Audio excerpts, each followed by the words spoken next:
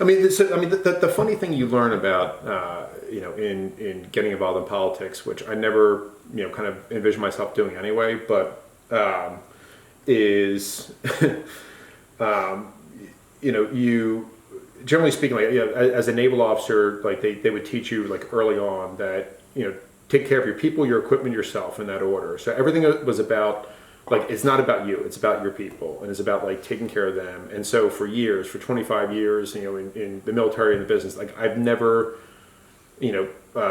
I've never taken the credit for anything. It's always been about like the team that worked for me, and it was these people and stuff like that. I once had a boss that said, "You are the worst self-marketer I've ever met in my entire life." He was probably right, but it was always about like the strength of the team and stuff like that. So and the other thing, politics is about like advertising, like yourself and who you are and stuff like that, which it's just not like within my nature or anything anyway. And the other thing is like you're asking people for money. And the last time I asked my dad for money, I think I was 11, and he's like, "Go get a paper route." So I was like, "All right, well, this is how I have to make money." So like, here it is, 36 years later, I'm asking people for money as I'm telling them how great I am. Right. So I mean, there's something like inherently like not natural about it. But I mean, why me is that if you look at the requirements of this job, it's running a P&L. I mean, basically, Haddonfield's P&L is smaller than my work P&L. I mean, I understand. What is the size of it? Just out of curiosity. It's like it's called like the borough portion of it is like 17 to 19 million. Something like that. So I mean you have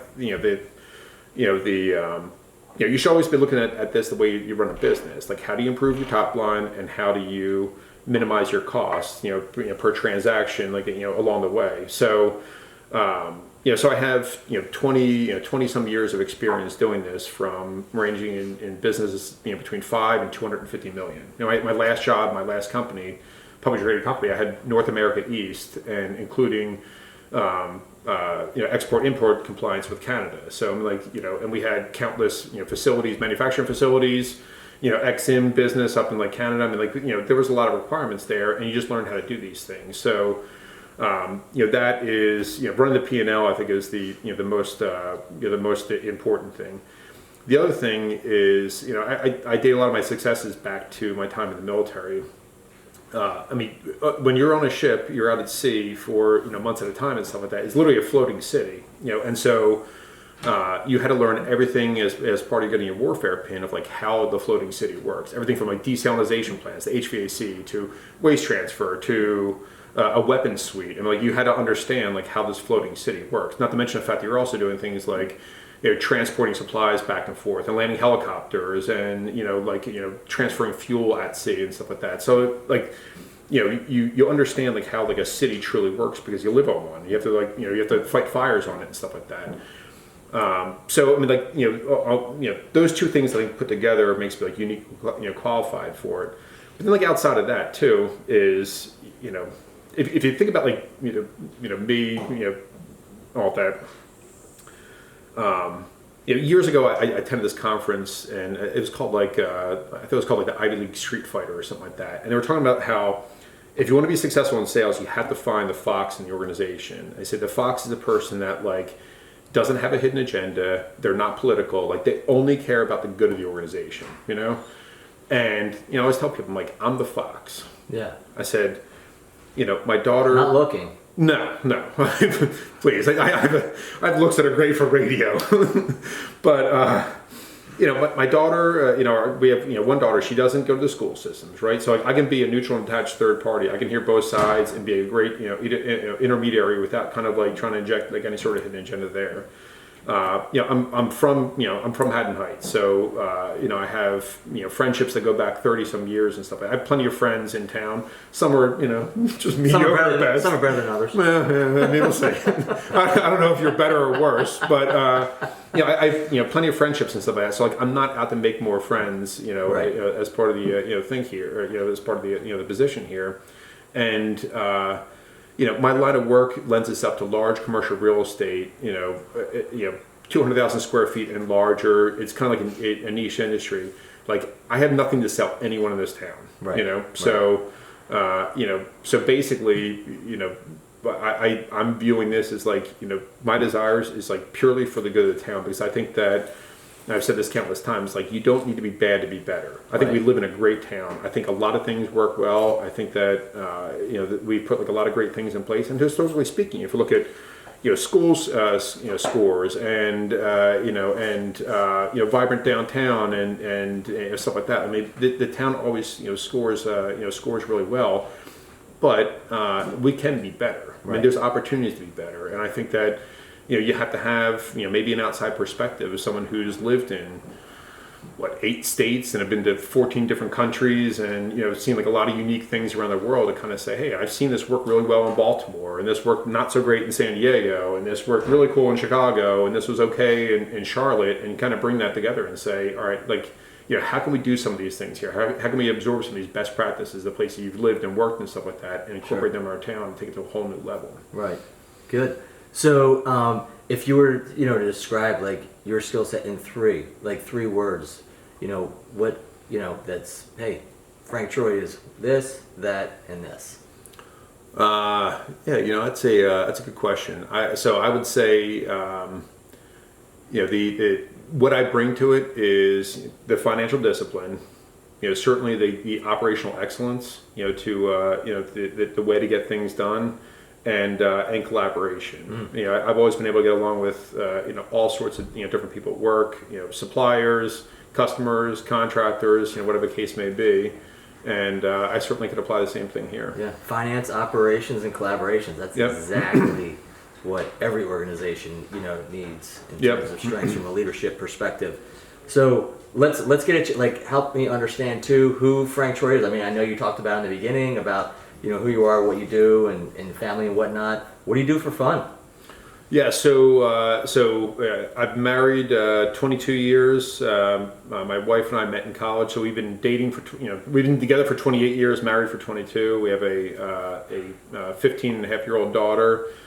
So watching her, do cross country and track and cheerleading, and fund her with her activities and stuff like that. I'm a 36-year avid surfer, as you know. We've traveled together and stuff like that. But I think that is probably what started off my career, first in the Navy and then with sustainability. Because I am passionate about making sure that we create like a better future for our kids and grandkids and people behind us and stuff like that.